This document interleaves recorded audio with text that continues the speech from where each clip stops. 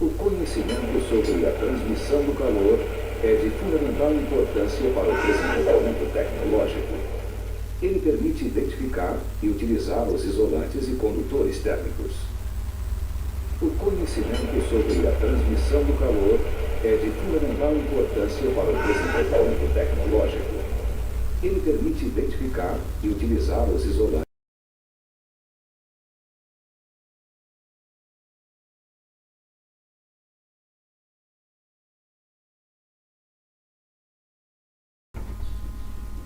Muito bem, pessoal, como a gente pode ver, aqui está a 50 graus Celsius, tá? Tem as regiões aqui de um condutor metálico, por exemplo, a 0 graus Celsius.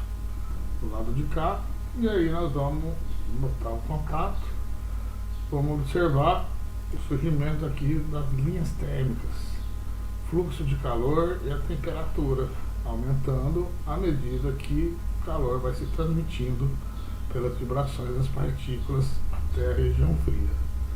E quando essas linhas são paralelas igualmente espaçadas, essas linhas térmicas, isso define que o fluxo de calor está constante, ok?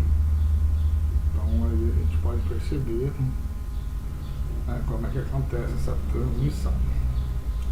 E até quando vai ter esse fluxo de calor?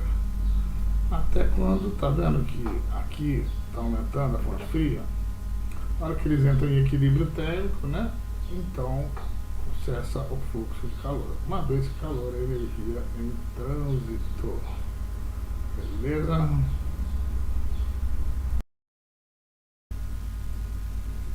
Então, pessoal, então, como podemos observar, convecção é uma troca de calor, onde o calor é transmitido junto com a matéria.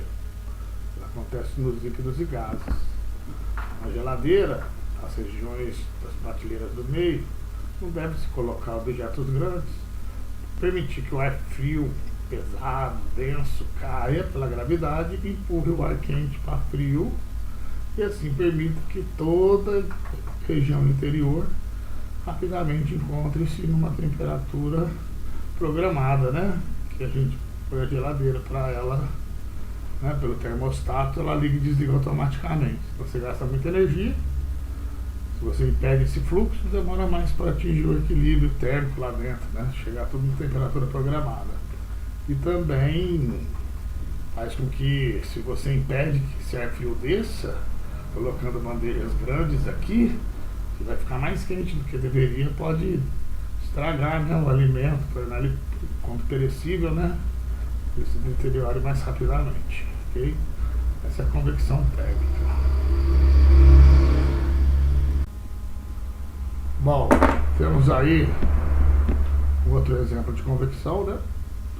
Vou ter um pouco de serragem para a gente perceber a corrente convectiva formando.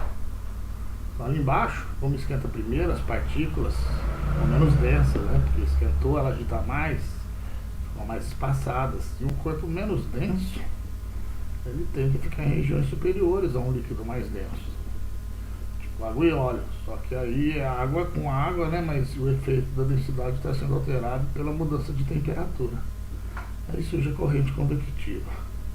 A matéria se transmite junto com o calor, ok?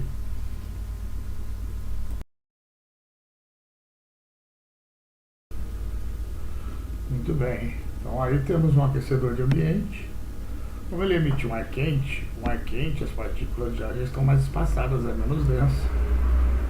Então ela tende a subir, empurra o ar frio para baixo. Isso permite troca de calor pelo surgimento dessa corrente convectiva e vai homogeneizar mais rapidamente a temperatura do ambiente. Se um aquecedor, tal como esse ou de uma sauna, fosse colocado em regiões superiores, não surgiriam as correntes convectivas, porque o ar quente já estaria sendo liberado lá em cima e lá ele ficava por ser menos denso. Por isso a importância, né, de ele colocar ele embaixo, para que ele provoque, né, o surgimento dessa convecção térmica, onde a troca de calor dá-se juntamente com o deslocamento da matéria. Temos aí mais um esqueminha de convecção térmica, para que essa região aqui do chão está numa temperatura de 50 graus Celsius. Isso aqui são gases, alguns termômetros, a gente percebe o surgimento das correntes convectivas nos gases.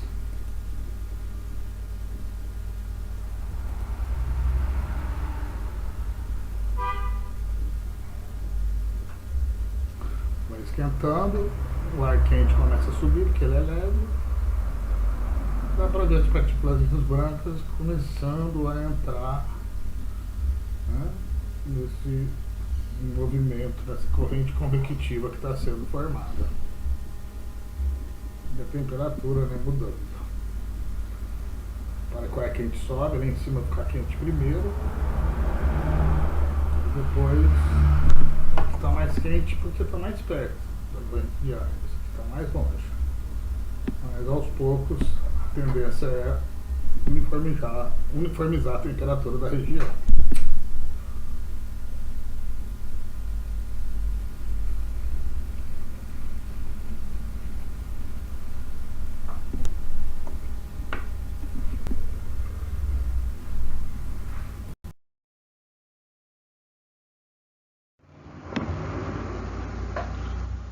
Ao contrário do slide anterior, o ar-condicionado ele emite um ar frio. Então o ar frio ele é pesado, ele é mais denso, a gravidade faz ele cair e como consequência, né, olha aí, ele empurra o ar quente para cima, gerando aí a corrente convectiva. Não adianta colocar o ar-condicionado em regiões inferiores, perto do chão. O ar frio já é denso, pesado, ele sairia ali e ali ficava. E nós teríamos um gradiente de temperatura, de baixo para cima o ar ia ficando quente e ele não serviria de nada.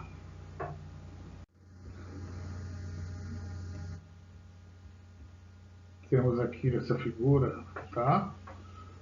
Que a gente chama de brisa marítmica, tá? Porque nos primeiros momentos do dia, o Sol, a radiação, esquenta tanto a água quanto a região do continente. Só que a água tem capacidade calorífica alta, ou calor específico grande. Ela demora para esquentar e demora para esfriar.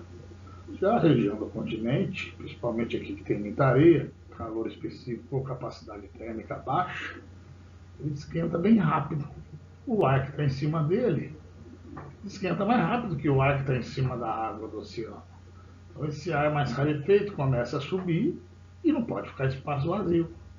Então vem o ar frio do continente, do oceano, desculpa, em direção ao continente, para ocupar a região daquele ar que está subindo da areia, formando uma corrente convectiva. E é o momento que os pescadores, né, retornam de sua pescaria, usando aí, né, a vela e vindo ao sabor do vento. Já nessa outra figura, né, na madrugada, os corpos perdem calor. E a areia, o continente, perde calor mais rápido do que a água, porque tem capacidade térmica baixa o continente. Isso faz com que o ar em cima da água, durante a noite, fique mais quente do que o ar em cima do continente. Esse ar mais rarefeito que está em cima do oceano começa a subir. De modo verossemelhante, para não ficar aqui vazio, vem o ar do continente em direção ao oceano, que é o que a gente chama de brisa continental. Por isso que os pescadores saem para pescar na madrugada, aproveitar aí o vento para levar ele, essa brisa continental, beleza? A radiação é o processo de propagação de calor pelo qual a energia denominada radiante se apresenta na forma de ondas eletromagnéticas, principalmente como infravermelho. A radiação é o processo de propagação de calor pelo qual a energia denominada radiante se apresenta na forma de ondas eletromagnéticas, principalmente como infravermelho.